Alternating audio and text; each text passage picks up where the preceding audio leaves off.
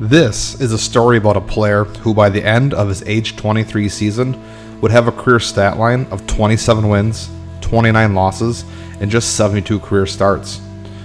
He had posted a 3.37 ERA with a 108 ERA plus, an 8.7 K per 9, and lastly, finishing 8th in the Cy Young voting in just his first full season. You think a guy like that would go on to be an ace for your organization for years to come, but you are then traded for 4 players, and then you go on to put even better numbers in 81 more career starts in one of the most offensive-friendly ballparks in the league. And then, by the age of 26, you think, wow, this guy's got to have some accolades and may be even on track for a Hall of Fame career if he can do this for 8 to 10 more years at this level. And by that level, I mean your worst season being a 102 ERA plus. Then life happens, and by the age of 29, you're out of the majors, and these last 5 years, you've been struggling to be below a 5 ERA. You haven't looked this bad since your rookie season, in which you made 10 starts on a team that finished 10th in the NL, and you'd go on to spend 4 years in Indy ball and never return to the majors again. My friends, this is the story of the lost potential of Mat Latos. Matt was born December 9th, 1987 in Alexandria, Virginia. He was an only child to Richard and Lisa Latos. As a young boy, Matt loved baseball, and his family recognized that, as at the age of 12, his dying grandpa urged him and insisted that he go play in a baseball tournament, then be by his bedside and watch him pass away. In high school, Matt attended Coconut Creek High School, but he could have pitched at more prestigious schools, and he chose not to.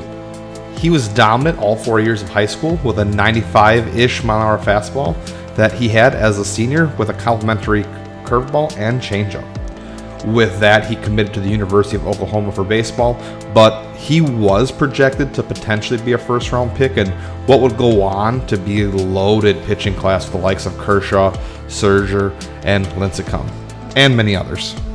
However, due to a high asking price and a less than ideal personality, as Matt was known to be immature by yelling at both teammates and umps alike, he would end up being drafted in the 11th round. Matt would not sign until much later on, and he would go on to enroll in Broward College and doing exceptionally there. I don't know why he did not go to Norman and play for Oklahoma, but my guess is because he could have signed at any point in time before the 2007 draft. He would, in fact, though, go on to sign just days before that draft for $1.25 million. In the minors, Matt dominated, ended up making the jump from AA to the majors in less than 2 years, and in July 19th, 2009, he would make his first career start against the Rockies, where he would go 4 innings, only giving up 3 hits, 2 runs while striking out 4, and a 75-pitch appearance. From there, Matt would finish the season with a 4-5 record with a 4.62 ERA in 10 games started, where he would pitch 50.2 innings.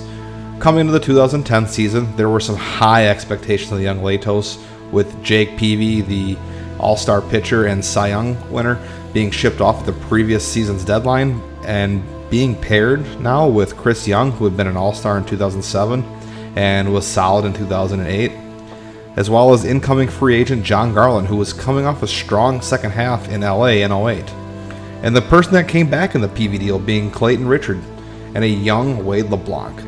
This appeared to be the strength of this Padres team, and well, it was.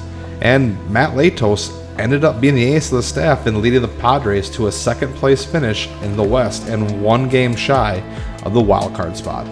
Matt would finish the year 14-10 with a 2.92 ERA, a 1.26 ERA plus, as well as a 9.2 K per 9. He would finish the season tied for 8th in Cy Young voting with his teammate Heath Bell. He would also pitch a complete game 1-hit shutout on May 13th and go on to break the MLB record with 15 consecutive starts, logging at least 5 innings and allowing 2 or less earned runs. Felix Hernandez would go on to break this record in 2014 in what was probably King Felix's best career season. So now coming into 2011, Matt was the ace of the staff. However, he would start the year on the IL and miss 4 games due to a shoulder injury.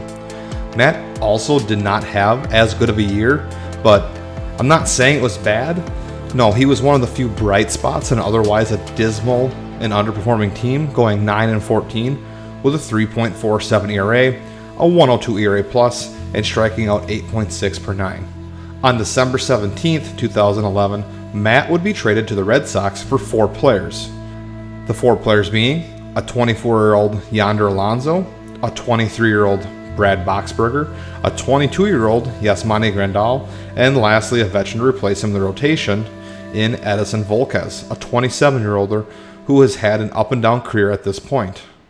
So, now the 24-year-old Latos was on the move from one of the best pitching parks to one of the worst. In Matt's first 2 seasons with the Reds, he would go 28-11 with a 3.3 ERA, a 1.19 ERA plus, throw 424 innings, and have a K per 9 of 8. He would not receive any awards, but needless to say, the Reds won this trade, and I hope one day Zeke's, a fellow YouTuber, may cover this trade tree as actually the Dodgers probably won this trade because they ended up trading away Kemp and stuff for Grandal and some other pieces, but that's a conversation for a different day. Going into 2014, Matt got a procedure done to remove a bone chip in his throwing elbow, and then in spring training he tore cartilage in his left knee. This would push him to not make his debut until June 14th. The downside is he lost about 2 to 3 miles an hour on his fastball and was no longer sitting in the mid-90s but 91 miles an hour on average, and he would make his last start September 7th as he had more elbow issues and ended the year 5-5 in 16 starts. In those starts, he posted a 3.25 ERA, 102 2/3 innings, with an ERA plus of 113. However, his K per 9 dropped drastically to 6.5, and this is where our story starts to, turn downhill for Matt. This is where the 27-year-old Latos career really begins to unravel, if you will. And then on December 11th, Latos would be traded to the Miami Marlins for Anthony DeSclafani and catcher Chad Walk. One team got a serviceable player, and the other got traded 6 months later in a trade involving Jim Johnson, a player that I've covered here before. Matt would only make 5 starts for the Dodgers before being released by them and signing with the Angels less than a week later. His 2015 looked as such, 4-10 with a 4.95 ERA and a 77 ERA plus, 7.7 K per 9 in 116 innings on the year. Oh, and if you couldn't figure that out, Matt was one that was traded pretty quickly after arriving in Miami. In 2016, he would sign with the White Sox, where in just 11 games, things did not get better, and he would go on to be released after the infamous James Shields and Fernando Tatis Jr. trade that happened. After that, he would go to DC, where he was awful there as well, but finished up the season there. Matt would make his way north of the border to Toronto, where he made 3 starts and would be released. In 2.5 years, he would go on to play for 6 teams, and funny enough, he almost has a similar career arc as Jaime Garcia, which is one of the first videos I did, and they both had statistically similar careers, and their drop-offs were also very similar, with Latos probably being the better of the two. Matt would go on to play indie ball until 2022, where he did well and would never make his way back to the majors. Matt has had some off-the-field issues during his post-major league playing days, and now he coaches baseball in the independent leagues and would like to work on becoming a tattoo artist in his spare time, as he has plenty of them and loves to paint and draw as well. So would Mat Latos have been a multi-time All-Star, or maybe won a Cy Young? Maybe projected as a Hall of Famer? Maybe an All-Star or two, in another year like he had in 2010, and maybe he could have gotten some votes for a Cy Young award, but there's no way in hell he would have made the Hall of Fame without adding something to what he had for the front half of his career. For his career, though, Matt did go on to have a 71-59 record in 197 games pitched, in a total of 1,153 innings, with a 3.64 ERA and an ERA plus of 105.